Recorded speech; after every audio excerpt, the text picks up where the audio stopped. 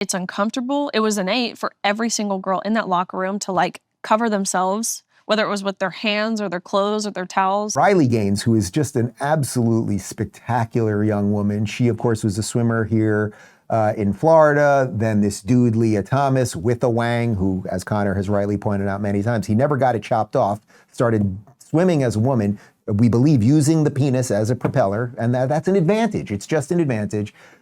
She has now come out and basically been the #1 advocate in terms of getting dudes out of women's sports, a position that every sane person had 20 years ago. She went on Sage Steele's podcast to talk a little bit about how absolutely out of control this whole thing has been since the day she met that dude.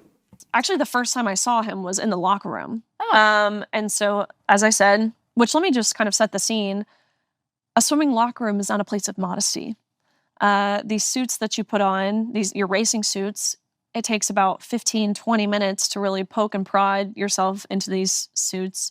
They're paper thin, they're skin tight, your nail beds are bleeding by the end of it. Most of the time you bring gloves, so your fingernails don't poke through your suit, or so your fingers literally don't bleed because it's so intense. You have friends like helping you try and like tuck skin rolls in your suit, all this stuff.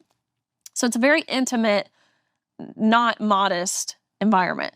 And there's also a lot of course, fully undressing. Of course. You get to the pool in your clothes, you change into your warm-up suit, just a normal practice suit. Then after warm-up, you change into your racing suit, which is where, you're really fighting to put this thing on. Then after that, after you race, you come back and you change back into your practice suit to go warm down. Then after that, you come and put your clothes back on. So there's 5 times of fully undressing in one session.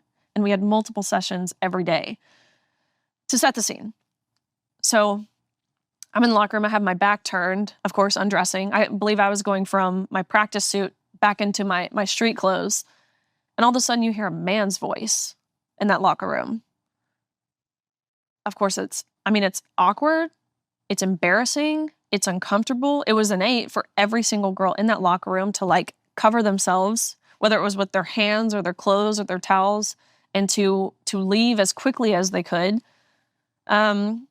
But it felt, of course, it's an utter violation. It felt like betrayal. It was traumatizing.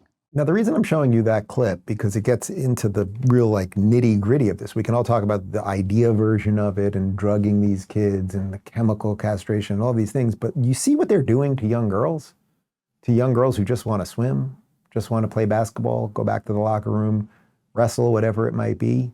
The way they are insulting them, the way they're going after them, the way they're trying to shame them. And Riley Gaines has been treated absolutely horribly by the media. She's thought of as this far-right maniac. It's the usual stuff that we've all been served.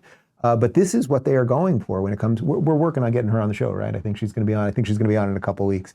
But this is what they are going for. They are trying to destroy every norm. So you might say it would be a norm that at college universities they wouldn't call for genocide, but that norm has been destroyed. You might say it would be a norm that a dude with a wang shouldn't be in the chicks' locker room, but that norm has been blown apart. And they want to blow apart every norm so that they can destroy democracy.